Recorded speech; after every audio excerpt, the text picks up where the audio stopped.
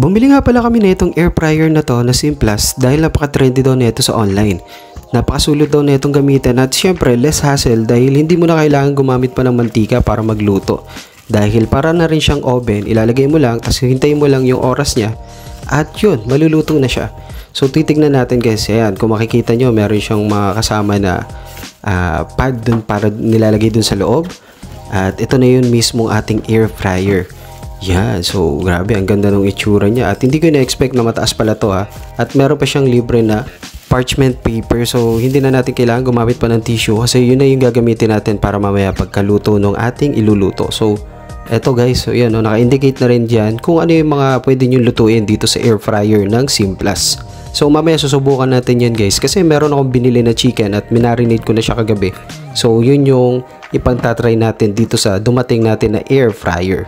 Okay, so ito na guys yung kanya mismong lagayan ng mga pagkain na lulutuin. So malaki to guys ha, kasya dito yung malaking chicken. Ayan oh, kita nyo, over pa siya na, lagpas pa siya ng isang dangkal.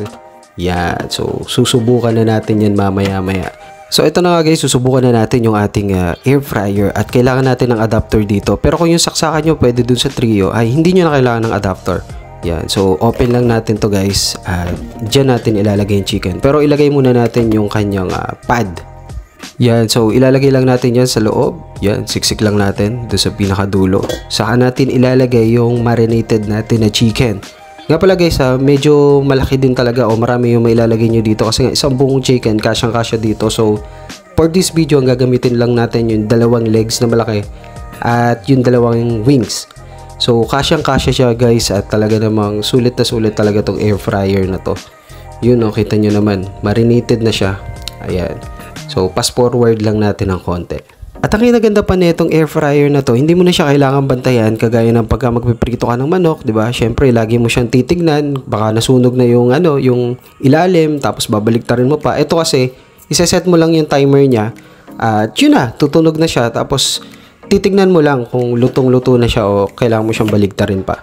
Yan, so nilagyan ko lang siya ng konting mantika guys para mas crispy. At dito sa ibabaw kung mapapansin nyo, yan, naka-indicate na rin yung mga foods na pwede nyo lutuin at kung anong oras siya lulutuin, minutes, tapos yung kanyang temperature. So nakalagsagad siya sa 200. Yan.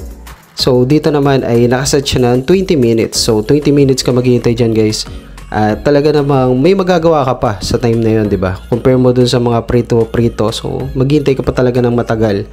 At yun, halos same lang din naman yung oras na itatagal niya ng pagluluto.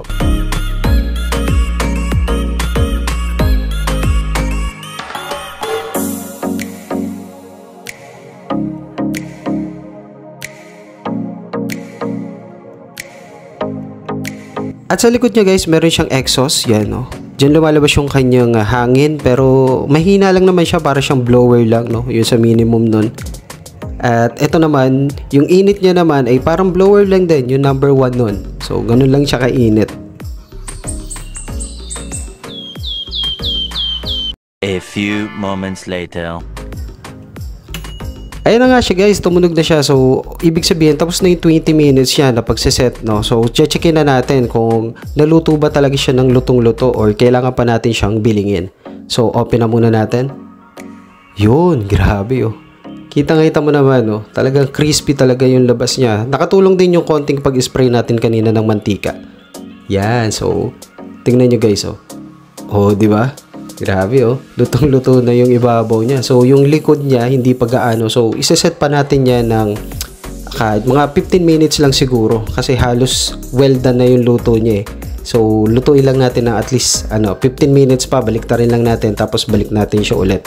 Kaya maganda rin na bumili ng air fryer na ganito kasi hindi mo na siya kailangan bantayan pa. May iseset ka lang na timer tapos yun, tutunog na siya pagkatapos na. And then, checkin mo lang kung lutong-luto na or kailangan mo pang baliktarin. So, sulit na sulit talaga itong pagkabili ng Simplus na to. Plus, discounted pa to guys. Ang laki nung na-discount dito kasi nasa 1.3 siya. Tapos, naka-discount ka ng halos 600. Ang laki talaga ng discount. So, dun sa mga gustong bumili dyan, lalagay ko yung link kung saan ko binili tong product na to para makapag-buy na rin kayo at baka umabot pa kayo dun sa sale promo niya. Yan. So, i-timer lang ulit natin. Much later. Diyan, tumunog na uli siya guys at tapos na yung 15 minutes na sinet natin sa kanya at checkin na natin yung result kung gaano nga ba kaganda yung pagkakaluto nitong air fryer na to dito sa chicken natin. Oh, yan o, kitang-kita nyo naman no. Talagang nag-turn siya sa red at talagang kung makikita nyo sa video sobrang crispy rin ng balat niya. Usually kasi hindi ako kumakain ng balat niyan pagka hindi talaga lutong-luto, pero ito talaga grabe, parang na rin bumili sa Andox. Ganon. Pero sa tingin ko mas maganda pala na iset pa siya ng 20 minutes din ulit kasi para mas lutong-luto talaga siya kasi may part siya doon sa mismong buto na medyo matigas-tigas pa ng konti lang naman pero luto na rin naman na siya pero kung gusto nyo talagang well done. At ito nga pala guys yung naging resulta ng pagluto natin ng chicken doon sa air fryer na binili natin. Yan. So kung makikita nyo guys sobrang crispy ng balat niya. Yun o, kita nyo naman o, tumutunog-tunog pa talaga siya. Yan, at red na red talaga yung itsura niya. At nagpahabol nga pala tayo dito ng french fries. Yan crispy din yung labas niya guys. Hindi ko yan ginamitan ng mantika o inisprayan man lang. Talagang maganda yung pagkakaluto niya. So sobrang sulit ng paggamit na itong air fryer na to. At sobrang sulit ng pera natin dito. So yun guys. At eto nga pala guys chinek ko yung kanyang loob kung mainit. Yan. So hindi siya ganun mainit after nung pagkaluto ng chicken kanina. So sobrang approved na itong Simplast na to na air fryer. So kung gusto mo na less hassle na pagluluto, bumili ka na rin na itong Simplast na air fryer. Yun lang.